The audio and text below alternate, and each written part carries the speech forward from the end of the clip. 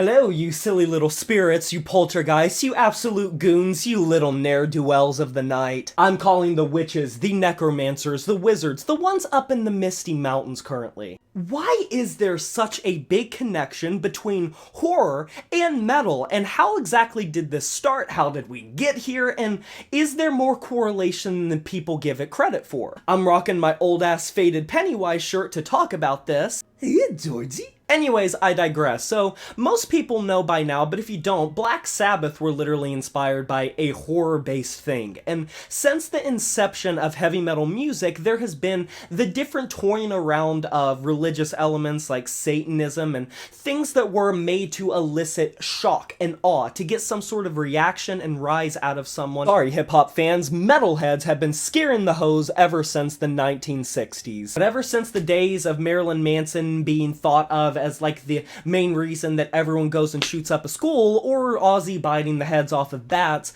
horror and the occult and the creepy, the eerie, the violent have been associated with metal. And nowadays, there are so many metal bands that are directly derived from horror in some form or fashion, or make their entire aesthetic, lyrical components, everything visually about horror. Whether you're talking about Motionless in White or Ice Nine Kills, there are plenty. And it's not like this is a recent phenomenon of bands making their entire thing around something horror-related. Look at Rob Zombie. While horror was dabbled in the 1960s and 1970s, it was oftentimes done more through the lens of classical literature, taking hints from, the Frankensteins and the Draculas. And it wasn't until the 1980s that the occult and horror became such a staple, because in the 1970s, when you had doom metal coming around, that was kind of the creepy one, and even then, they were a lot more concerned with the occult and the creepy, the St. Vitus's, the Pentagrams, the Black Sabbaths, and the speed metal and thrash metal movements of the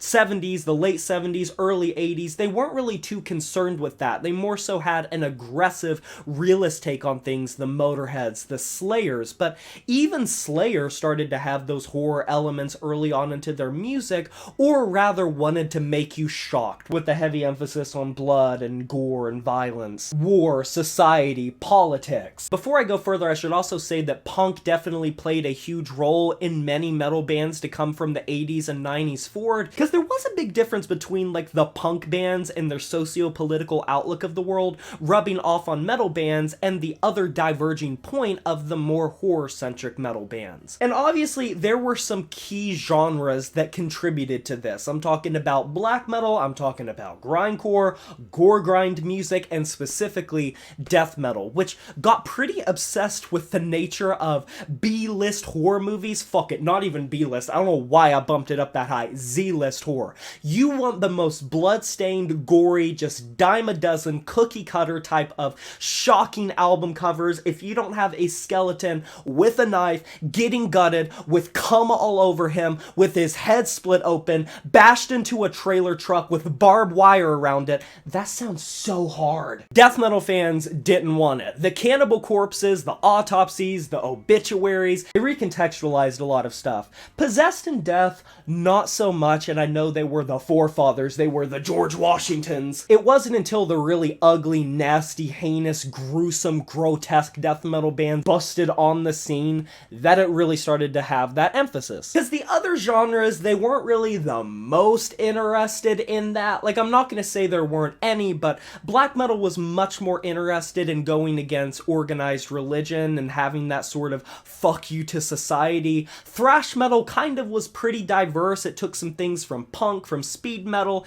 and it was kind of a mixed bag. Grindcore was very punk-inspired, crust-inspired, had a lot of political themes and veganism, war type of themes, and then you had other genres that were kind of niche around the time, like power violence, which was just grindcore souped up, or gore grind, which was horrifying in its own right, but it was much more centered around medical pathology. But I do want to give a shout out to gore grind, because when Carcass pretty much invented gore grind, that was a big instrumental part of extreme metal becoming more obsessed obsessed with the idea of gore and taking that to the next level and pushing the boundaries and limits. But throughout the 1980s, death metal bands started to make their aesthetics and lyrics more shocking. This in no way is going to be a diss to OSDM, because I think old school death metal fucking phenomenal. But structurally, like foundation-wise, strictly speaking, death metal was not nearly as focused on lyrical value or true art form as other genres were. And that did set it apart, and if anything was the thing that made it one of the more commercially viable extreme metal genres,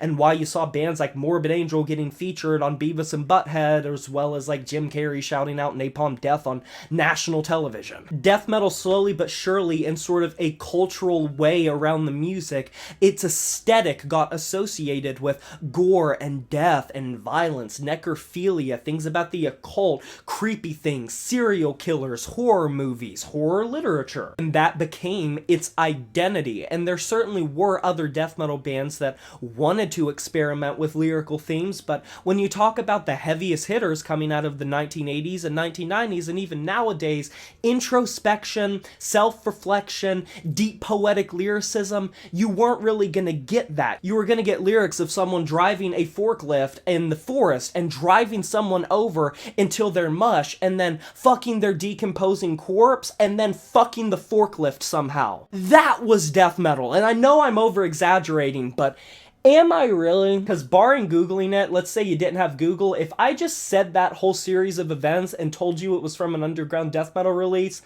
could you prove me wrong? And I think it's cool how over time you also saw metal bands that solely made their style around this sort of horror thing. Rob Zombie and Marilyn Manson are great examples of this. Marilyn Manson was so centered around that industrial sound, although he took it in a different direction of like clown porn, almost like circus pornography, where it was centered more around the freaks of society and the dredges and building an atmosphere. Whereas Rob Zombie made pretty much an entire world around what he did, especially with like the movie tie-ins and stuff. And then you saw metal being included in different movies to where metal was starting to bleed into mainstream movies, or at least blockbuster movies, to have some sort of like hype and aggressive moment. And while the cultural zeitgeist when it came to metal was like nu metal and alt metal, and you went into like the 1990s and 2000s and it didn't get that much centered around that anymore, it was still very important for a lot of underground metal bands to still have that hallmark, and you still see a ton of bands come on the block that blow up and are centered around horror. Inkheads love that stuff. That's like Ice Nine Kill fans. Ice Nine Kills, that's like their entire thing. Motionless in White built their whole resume on being like the ghouls in the graveyards. Metal was always kind of made to challenge conceptual norms, and it was always made to be counterculture. And another thing that was always counterculture was horror. A lot of times, many horror topics were taboo or banned, taken off the market, frowned upon. It was for the dredges of society, the depraved, with these perverted ideas of sexual desire, or focus on the occult, focus on different horror elements like zombies and ghosts and demons and shit. And so it's not hard to see how that link up just made perfect sense, especially when you saw the advent of these genres like death metal and black metal and gore grind, which were already testing the limits of how aggressive and loud and on the fringe you could make a genre. So incorporating these elements and then slowly but surely pretty much becoming defined by said elements makes a lot more sense when you kind of think about where metal is coming from and where horror is coming from in the history of horror. But there's a lot of people that say Black Sabbath is the very first real heavy metal band, and